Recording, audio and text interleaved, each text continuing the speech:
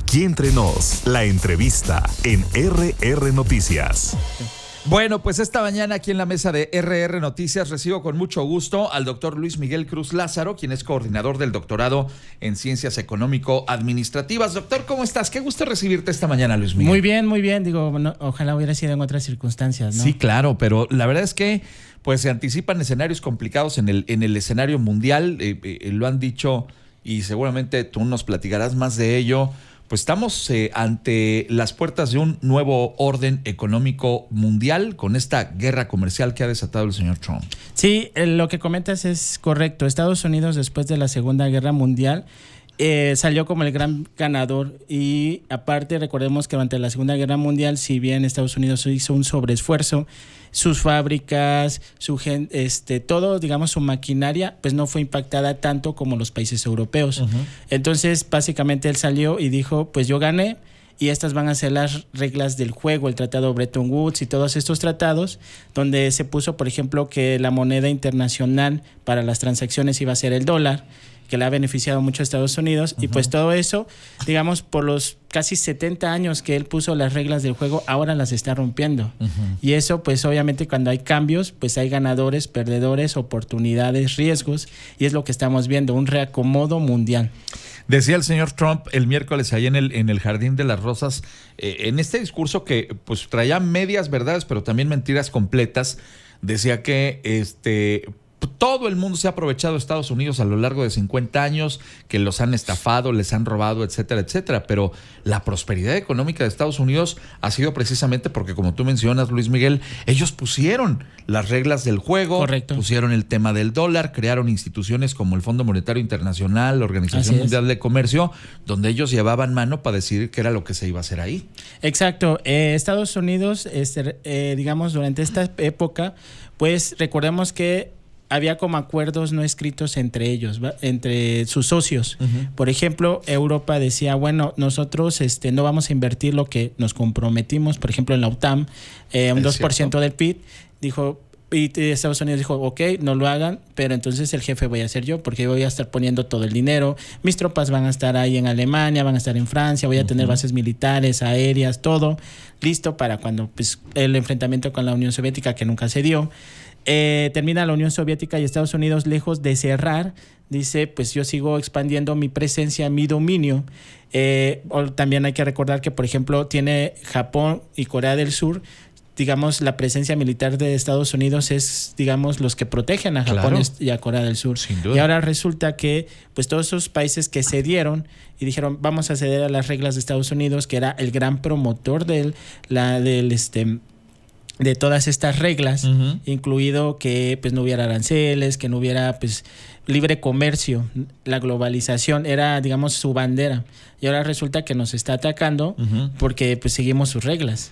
Y entonces vamos a ver todo eso. De hecho, un anuncio muy interesante es que Japón, China y Corea del Sur dijeron, pues nosotros vamos a trabajar entre nosotros. Y recordemos que China, Corea del Sur y Japón, pues en teoría no se llevan. Pues son enemigos históricos. Exactamente. Porque pues han sido pues invadidos. Hay una historia de resentimiento. Así es. Entre naciones. Debido a estas circunstancias, y ahora ya se convirtieron en aliados económicos, Luis Miguel. Exactamente, el dinero es el dinero, y en todos lados pues es algo que va a unir o separar. Y en este caso pues ellos se están viendo atacados precisamente por el que supuestamente era su socio, y pues dicen, pues vamos a buscar nuevos horizontes, nuevas estrategias para protegernos ante, pues sí, estos ataques prácticamente, ¿no? Digamos, como dices, el anuncio de Trump era más bien una guerra comercial, uh-huh, un reacomodo, y pues vamos a ver hacia dónde nos dirigimos. ¿Qué son estos famosos aranceles? Porque hemos escuchado mucho la palabra, dijo el señor Trump que es su palabra favorita en el mundo, sí, pero muchas personas no entienden claramente qué es este tema del arancel. Es un impuesto, es un dinero que se va a cobrar directamente, va a ir incluido en el precio de los productos finales. ¿Qué son?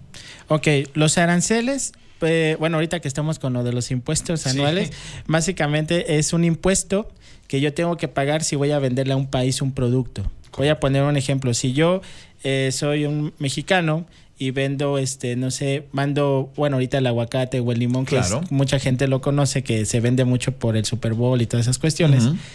Cuando yo venda mi producto en Estados Unidos, cuando cruce la frontera, yo voy a tener que pagar un impuesto. Ese impuesto, ¿cuál es la finalidad de Trump con ese impuesto que va a cobrarle? Ahora, ¿por qué todo el mundo quiere venderle a Estados Unidos? Esto es muy importante. Estados Unidos tiene una clase media masiva. El ingreso promedio de un estadounidense, de acuerdo con diversas fuentes, varía entre unos 70 a unos $80,000 anuales. Que para dimensionarlo, o más o menos, de acuerdo con INEGI, en el último tabulador, en México solo 675,000 personas ganaban más o menos más de 45,000 pesos. Eso viene siendo una proporción muy pequeña de lo que ganaría un estadounidense promedio. Entonces, perdón que lo diga, pero pues ¿a quién le quiero vender? ¿A que me va a comprar mucho y tiene el dinero? Claro. ¿O a los que pues no tienen capacidad? Claro. Entonces, por eso todo el mundo quiere venderla a Estados Unidos, porque son los que tienen dinero. O sea, una gran cantidad de dinero que se mueve, sobre todo entre la clase media, ¿no? Exactamente. Y entonces, pues, ahora la pregunta es, yo como vendedor, pues, ¿tengo que pagar ese impuesto? La respuesta es que si quiero seguirles vendiendo a ellos, pues tengo que seguirlo haciendo, porque no hay de otra. Y ahora, otra cuestión, y es algo que luego la gente común lo menciona, bueno, es que México puede cambiar a Estados Unidos por las BRICS. La respuesta es no. O sea, las BRICS, o sea, que es China, Brasil, Rusia, India, China y todos estos, en conjunto todavía no alcanzan el tamaño de la economía estadounidense. Entonces, para que la gente nos entienda, yo vivo en una colonia y mi vecino es el más rico, el que compra todo, el millonario. Pero para yo venderle, pues le voy a tener que pagar un impuesto. Es esa opción, o venderles al que viva al otro lado de la ciudad y que pues todavía ni se compara su riqueza con la de mi vecino. ¿A quién le voy a vender? ¿A quién voy a buscar? Pues desafortunadamente pues lo tenemos al lado, ¿no? Entonces ese es el dilema, pagar ese impuesto por venderles. Ahora, Trump, ¿por qué quiere hacer esto? También hay que entender un poco la mentalidad, digamos, gringa o estadounidense, ¿no? Sí. Pues ellos lo que buscan es decir, bueno, tenemos una balanza comercial negativa. ¿Qué es esto? Que yo le compro más al extranjero de lo que yo les vendo. Entonces, con la idea de Trump pues nos están robando. Ese es digamos, el pensamiento básico. La cuestión es que, como bien lo mencionabas hace rato, Estados Unidos se ha aprovechado de esas reglas. ¿Por qué? Porque el salario mínimo de un estadounidense pues varía de acuerdo a cada estado, pero dejémoslo en un promedio de $10-11, ¿vale? Por hora. Por hora. Exacto. Claro. ¿Eso cuánto viene siendo en pesos mexicanos actualmente? Digamos, lo redondeamos a ¿qué? ¿A 20 pesos? Pues sí, estamos hablando de que si son $10 por hora, estamos hablando que ganan 200 pesos cada hora, y entonces pues multiplíquenlo por 8, estamos hablando de 1,600 pesos diarios que ganan de sueldo, que aquí pues no lo vemos y que en otros países tampoco, ¿no? Exactamente. Entonces estamos viendo pues aquí básicamente pues el salario mínimo anda 300 pesos, 400 pesos por día. O sea, nada que ver con, digamos. ¿Y por qué dimensionó esto? Porque los estadounidenses lo que han hecho es externalizar los trabajos que son, pues, digamos, que tienen bajo valor agregado. ¿Qué es esto? Trabajos que requieren que no agregan valor al producto. Claro. ¿Y eso porque es conveniente para los estadounidenses? Porque si yo quiero comprarme, no sé, mi Ford Lobo del año, por ejemplo, de esas grandotas que todo el mundo, las del taquero, ¿no? Los que dicen los del taquero. ¿Qué dicen? Pues a ellos les sale más barato si los trabajos técnicos, los que sí hay que pagar mucho, se quedan en Estados Unidos, es decir, trabajos bien pagados. Claro. Y los que montan la puerta, los que arman, digamos, ponen el airbag. El que solda 2 tornillos. Exacto. Esos pues mejor que los hagan en México y nos ahorramos una lana, ¿no? Exactamente. Y eso es lo que ha pasado. Externalizo trabajos que son los peores pagados. externalizo procesos que pueden ser tóxicos también. También. Porque Estados Unidos dice, yo no voy a contaminar en mi tierra, ¿no? Sí, aquí no me vas a venir a contaminar. Mejor en aquellos países que están sabrá Dios dónde, que yo ni me voy a ocupar de ellos, ¿no? Exactamente. ¿Cierto? Entonces, eso la ha beneficiado y con eso, pues el beneficio del comercio que Trump no entiende. Entonces, Trump lo que quiere es regresar todos los trabajos a Estados Unidos, pero si hace eso, ¿qué va a pasar? Pues los estadounidenses el productor tiene que decidir qué me conviene más, seguir pagando salarios bajos y pagar ese impuesto a arancel, o me regreso a Estados Unidos y pago salarios altos. Claro. Y entonces en cualquiera de los dos, los estadounidenses van a sufrir un alza de precios. Y ahí es la decisión del productor. También qué le conviene más, porque también es su margen de ganancia. Efectivamente.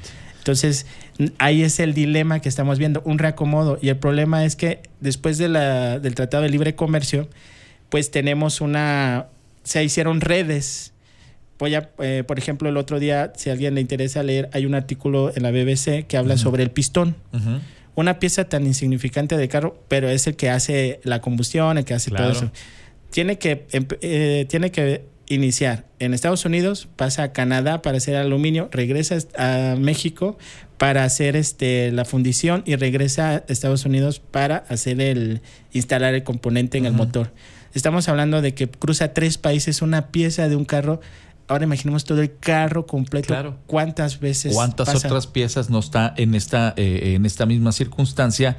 Y es ahí donde evidentemente pues va a ser hasta logísticamente muy complicado el ir determinando qué porcentaje de estas piezas es canadiense, es mexicano o es norteamericano. A fin de ver el tema de los aranceles. Pues sin duda es un tema muy interesante. Yo quiero agradecerte mucho, doctor, la oportunidad de platicar contigo esta mañana y pues si nos lo permites vamos a seguir en contacto para seguir hablando de estos asuntos que sin duda nos permiten tomar también decisiones. Sí, ahorita lo interesante es que también a México nos agarra un poco presionados. Así es. Sí, bueno, un gusto. Pues ya veremos a ver cómo avanza esta circunstancia. Por lo pronto, doctor, te deseo un estupendo fin de semana. Gracias, igualmente.